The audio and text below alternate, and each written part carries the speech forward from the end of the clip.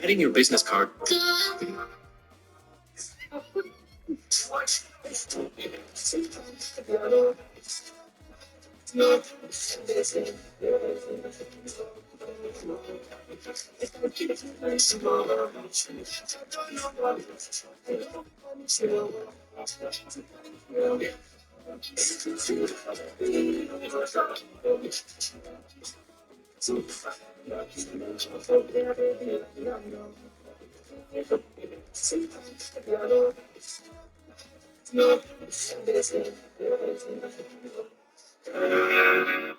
I love your voice. Attention, Cayman Island gents. We're looking for 10 men in their 30s, 40s, and 50s to join our summer 6-week challenge. In just 6 weeks, you'll start toning up for summer, reduce those aches and pains, feel the fittest you've ever been, and feel more energized. This program is tailored to men who want to get in the shape of their lives this summer. Click learn more to secure your spot on our 6.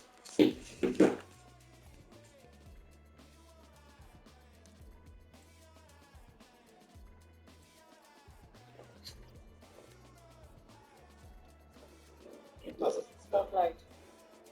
Your report. Beyond Wellness One.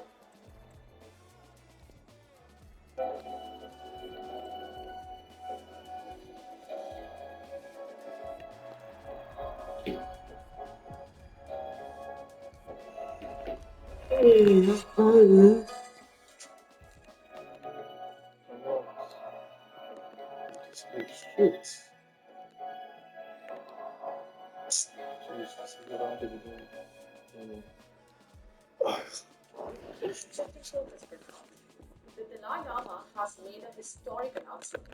He says he will be reincarnated and only his trust will choose his successor. And China is furious. Amid all this, there are also growing questions about the missing Panchad Lama. He hasn't been seen in the last 30 years. Where is he? The United States and India are watching closely. The Dalai Lama's announcement could set the stage for a new spiritual and geopolitical battle. Here's what has happened today. The Dalai Lama, who turns 90 on Sunday, has confirmed that he will be reincarnated after his death. In a video message played at a gathering in Dharamshala, he declared that the Gavin Podran Trust, a non-profit institution that he founded, will have the sole authority to identify his successor. It was about the Lama's reincarnation. When all the followers have unanimously said that the reincarnation should continue. Jeez, man. The fourth September 2011 statement, which states that responsibility for doing so will rest exclusively with members of the Garden Program Trust, the office of His Holiness the Dalai Lama.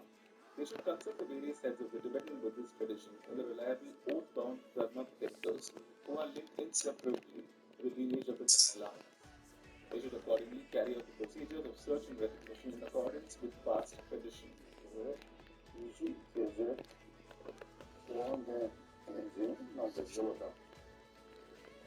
The gathering in Dharamshala was attended by over 100 monks, journalists from around the world, and longtime supporters, including Hollywood actor Richard Gere.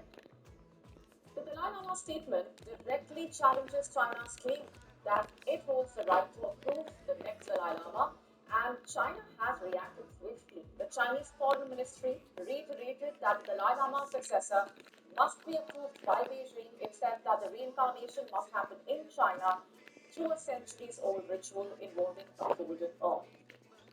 And that's because Beijing views the Dalai Lama as a separatist. He fled Tibet and came to India in 1959 after a failed uprising against Chinese rule. The Dalai Lama has previously said his successor will be born outside China, and he urged followers to reject anyone chosen by Beijing, which then brings us to the Panchad Lama question. The Dalai Lama's announcement has renewed focus on a long-standing question: where is the Panchad Lama? That's a question that we here on Gravitas have asked several times. In May 1995, the Dalai Lama named, "You should learn something new every day." And today, I'm allergic to my new moisturizer. I still have the best medical cover now. Best medical cover for the price. Whether you're a business owner or frequent online shopper, Mike Card Express is here and happy to help. Visit MikeCardExpressTMR.com and sign up for your free US address today. Who has risen within Communist Party ranks? But the Tibetans in exile, they only see Gedun as the true Panchen Lama. Human Rights Watch has also, in fact, described his enforced disappearance as an attempt by China to control Tibetan Buddhism itself. As for how the Dalai Lama is traditionally chosen, traditionally, Tibetan Buddhists believe that when a Dalai Lama dies, he is reincarnated in the body of a child. The monks search for signs as well as test the child's ability to recognize belongings of his past life. The current Dalai Lama was identified in this way at just 2 years old. But China continued with its political interference in a sacred spiritual tradition. India is home to over 100,000 Tibetan Buddhists. The Dalai Lama's presence in India gives New Delhi diplomatic leverage over Beijing. And the United States has also stated that it will not allow China to influence the choice of the next Dalai Lama. In 2024, then President Joe Biden signed a law pressing Beijing to resolve disputes over Tibet's autonomy and human rights. But now the Dalai Lama has made it clear that his successor could be of any gender and will not necessarily be born in Tibet. The Ganesh Mudra Trust will oversee the identification process in consultation with Tibetan Buddhist leaders as well as Dharma protectors. And with this, the Dalai Lama has put China on notice.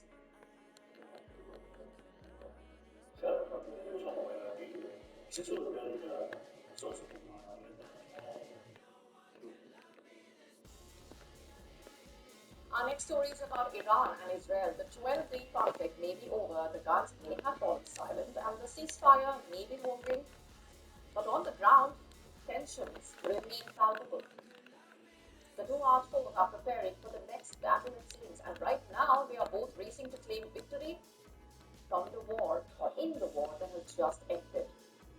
While Israel is putting out hard numbers, Iran is digging into its antiquities, taking pride in its pre-Islamic past. Just take a look at this billboard. A massive new billboard has come up at Imam Hussein Square in Shiraz, in Iran's Fars province, after what it calls Israel's failed 12-day war against Iran. And this billboard was unveiled with artwork depicting the Israeli Prime Minister Benjamin Netanyahu bowing before Iran's ancient emperor.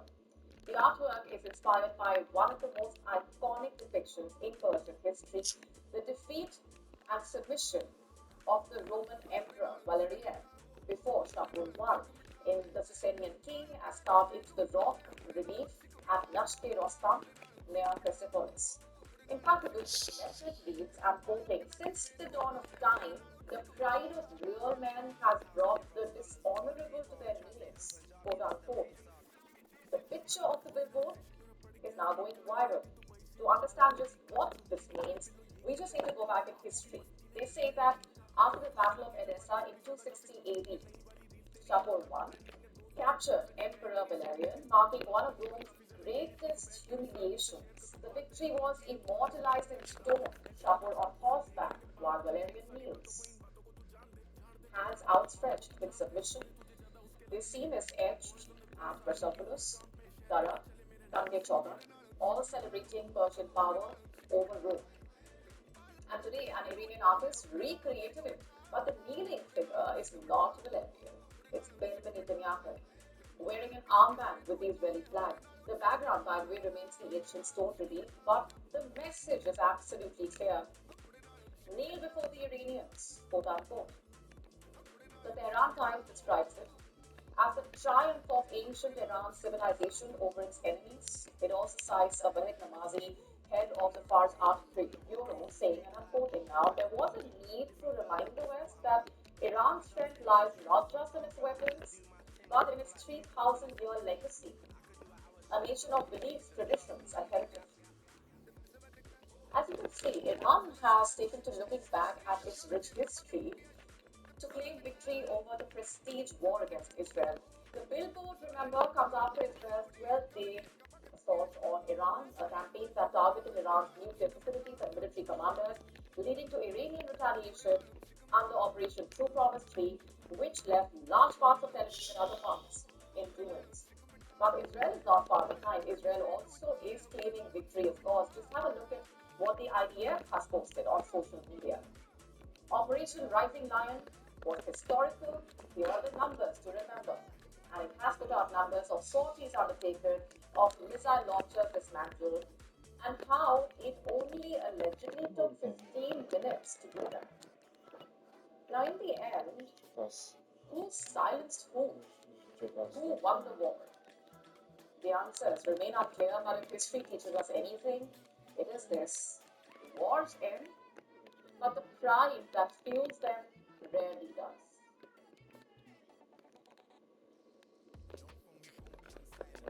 And before we go any further, here's a quick look at what else is lined up beyond the show tonight.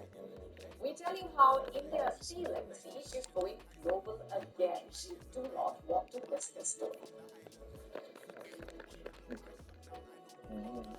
We get the story of the fastest serve ever seen at Wimbledon at a whopping 246 kilometers per hour. That's coming up in just a bit.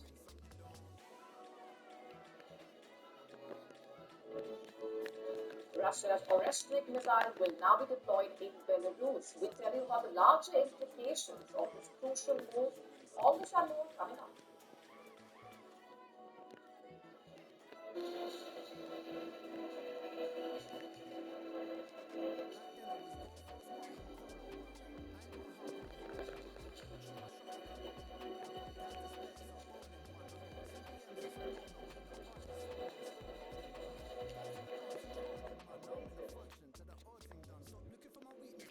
On to Taiwan now. Is it ready to take on the ever-looming China aggression threat?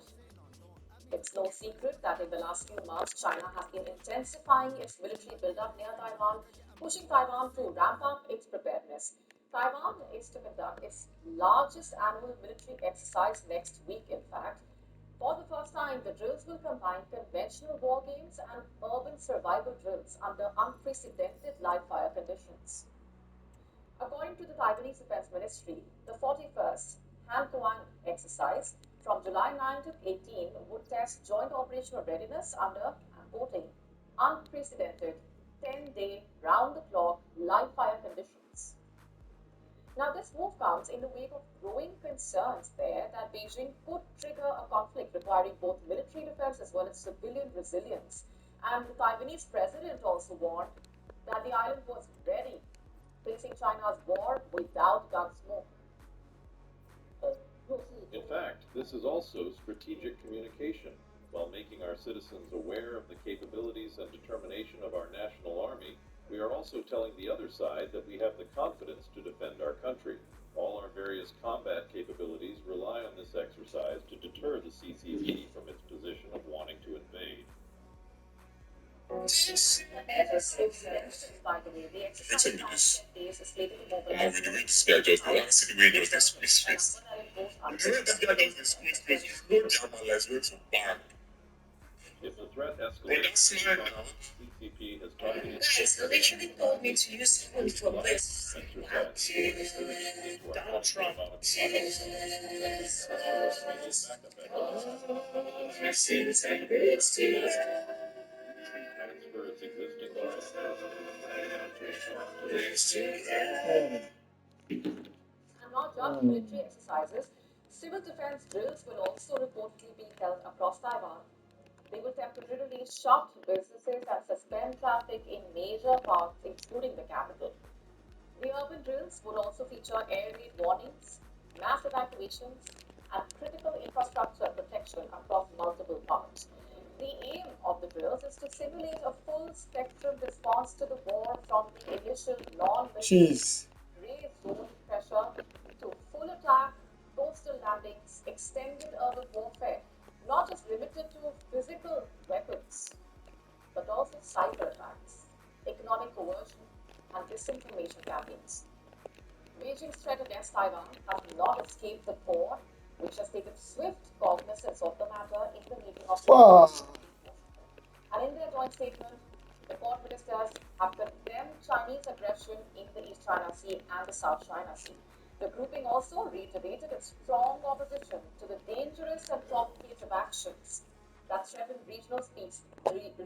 peace and stability. And for more on this developing story, we go to Dimitri Brumas in Taipei. Yeah, I can tell you the military and several civilian defense groups are preparing for this year's Haiphong exercises with a new approach designed to test the island's readiness. Starting July 9th, the 10-day exercise will reflect President Lai Ching-te's whole of society resilience strategy for the first time ever. Across the island, thousands of citizens will participate in air raid drills and evacuation procedures, with authorities imposing fines of up to $5,000 for non-compliance. These comprehensive exercises will unfold like a real conflict, beginning with cyber attacks and escalating to coastal invasions and urban warfare. When asked about these intensified preparations, military officials stated simply, only through readiness can we preserve peace. The timing is significant as China's military activities near Taiwan have intensified in recent days. Just yesterday, Taiwan's Ministry of National Defense confirmed the presence of a Chinese tank carrier ship off northern Taiwan, along with 53 Chinese aircraft sorties and 37 crossing the median line into Taiwan's air defense zone. This is Dimitri Riaz in Taipei for TVBS World Taiwan.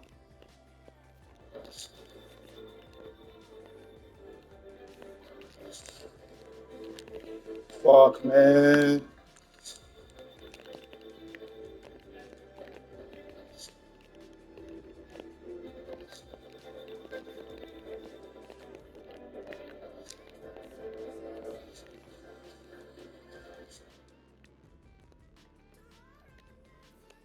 Fuck, man. The UK Chancellor just had a rather emotional moment, or rather several emotional moments throughout the day at the House of Commons.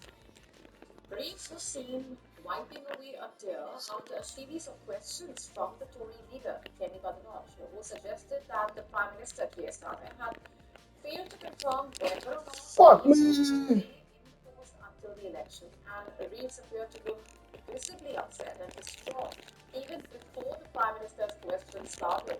During the entire 30-minute session, Badenoch said the Chancellor looked absolutely miserable and described her as a human shield. Take a look. Mr. Speaker, she's pointing at me. She looks absolutely miserable. Labour MPs, yeah, she looks absolutely miserable. Labour MPs,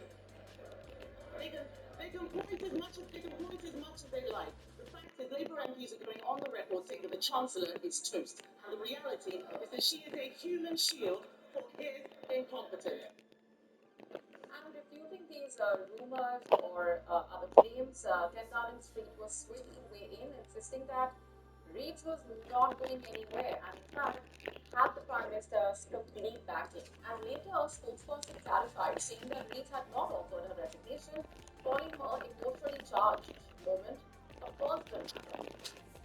However, there is definitely more than what meets the eye, it seems, with pressure building up on Reeves after the government reportedly managed to pass the welfare reform bill only after it removed measures that would have led to savings in the long run. And Reeves, on the other hand, has been blamed by some Labour members for the Parliament for pushing billions of pounds of savings that were described as cruel and targeting the most vulnerable. All this has put Reeves in a rather tricky spot, especially with Starmer withdrawing the proposed welfare cuts, a U-turn from the previous proposal, something that leaves her with some hard choices to make in the upcoming autumn budget. What we delivered last night was a bill which ends mandatory reassessment of those with severe disabilities. That is the right thing to do. It rebalances universal credit. That is long overdue, and it sets out a pathway to reform of this. He's got some rough things. Have you read the papers this morning? Have you read the papers this morning? That bill will achieve nothing. It is a pointless waste of time, and it actually proving that he doesn't have a plan. Now, this incident in itself could indicate a lot of things. Perhaps Samoa's government uh, alleged lack of confidence in Reeves led her to tearing up, or her just simply buckling under pressure and the grilling from the opposition. Whatever the reason might be, it's important to remember here that politicians are human beings as well, and they are allowed to have their moments of being vulnerable and have a moment on their own. Warranting respect. Fuck, man. Shifting focus for now, Prime Minister Narendra Modi is on a five-nation tour to attend the BRICS summit in Brazil and bolster India's relationship with crucial Global South countries. Commencing the first leg of the visit, Prime Minister Modi arrived in Ghana, where he received the Guard of Honor along with a 21-gun salute at the airport. He became the first Indian Prime Minister, in fact, to visit Ghana Jeez. after 30 years. He also interacted with the Indian diaspora there.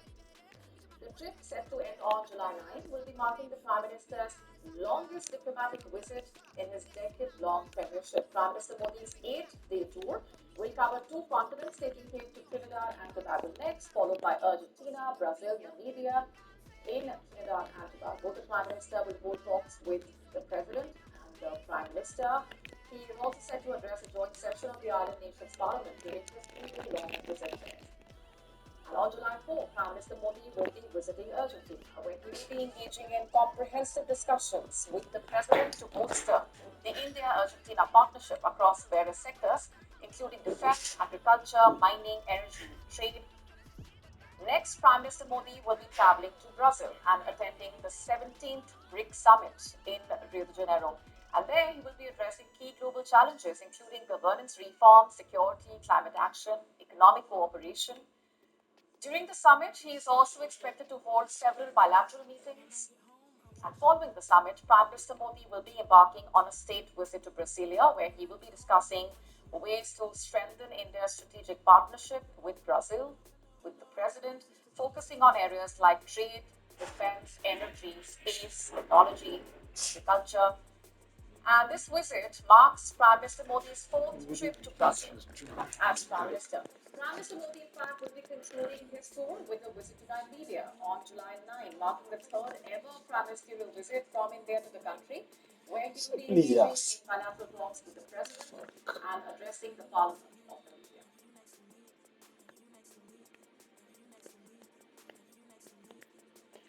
India continues to enhance its strategic ties with the United States.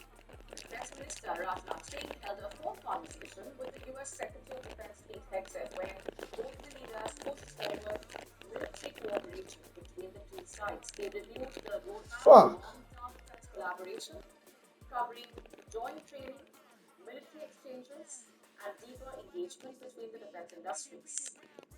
According to sources, India raised concerns over the delayed delivery of the G404 jet engines for the Tejas Mark 1A fighters. These American engines are important for powering India's indigenous aircraft, and this delivery has been delayed for over 2 years due to contractual obligations. India's Prime Minister also thanked the US for its support to India in its fight against terrorism. Fuck, man.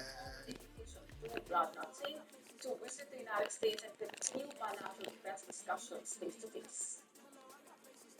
India's External Affairs Minister Dr. S. Jaishankar also met Hegseth at the Pentagon. Hegseth highlighted the integration of US defense systems into India's armed forces. India already operates an array of American military equipment. In fact, this includes the M29B drones, as well as Apache and also the C-17 Globemasters and maritime surveillance aircraft. But while New Delhi augments its defense ties with the United States, it seems Islamabad has to settle for just photo ops and potential warnings. Let's tell you what this is about. Just weeks ago, US President Donald Trump hosted Pakistan's Army Chief Field Marshal Asif Munir at the White House for lunch. And that symbolic lunch came as Pakistan publicly banned Iran and criticized Israel, only to later cozy up with Washington, Israel's closest ally.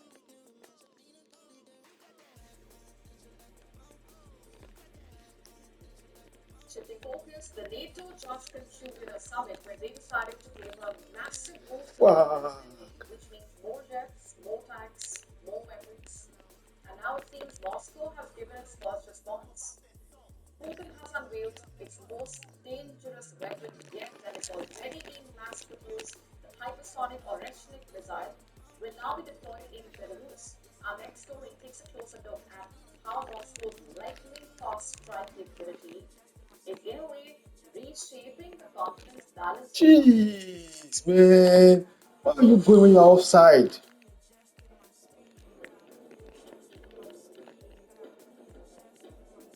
Russia has just dropped a bombshell on the battlefield, but on the geopolitical chessboard. Moscow could be deploying its most modern, Fuck. nuclear-capable hypersonic missile in Belarus. The Oreshnik, dubbed as Russia's most dangerous missile Jeez, man. launcher, 7 it is a next-generation hypersonic nuclear-capable menace designed to pierce any Western defense system. Fuck, man. Missile, which means diesel-free in Russian, is capable of Mach 10 speeds and near zero intercept probability. Equipped with multiple independent targetable re-entry vehicles, it's the stuff of NATO's worst nightmare. Vladimir Putin has announced the mass production of the Oreshnik missile system, a strategic nuclear game-changer now stationed alarmingly close to NATO's eastern front. Особое внимание. We will pay special attention to our nuclear triad. Thus, modern Yars systems will be delivered to the strategic missile forces. The aviation component of the strategic nuclear forces will be replenished with modernized Tu-160M missile carriers this year. In addition, serial production of the latest medium-range missile system Oreshnik, which has proven itself very well in combat missions, is being Вот я оснащенный высокоточным Oh, man. kilometers per hour.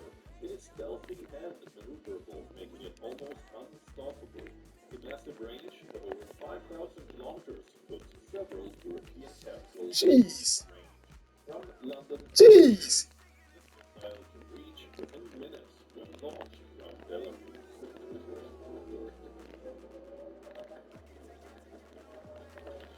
The Oreshnik was unleashed in a combat debut against the defense plant in Dnipro.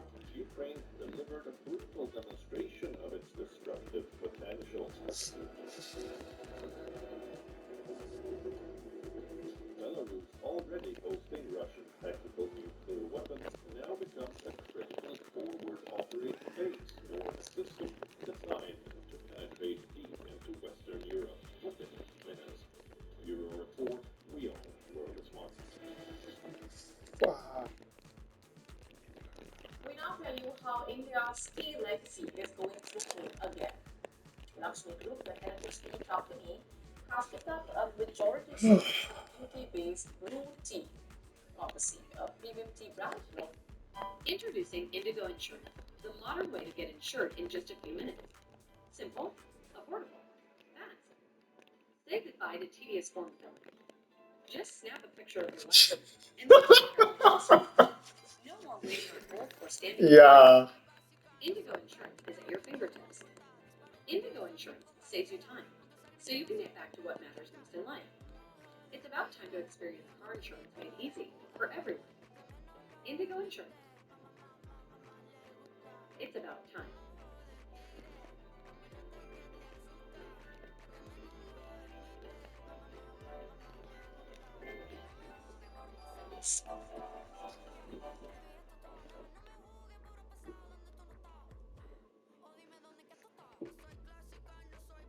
Jeez.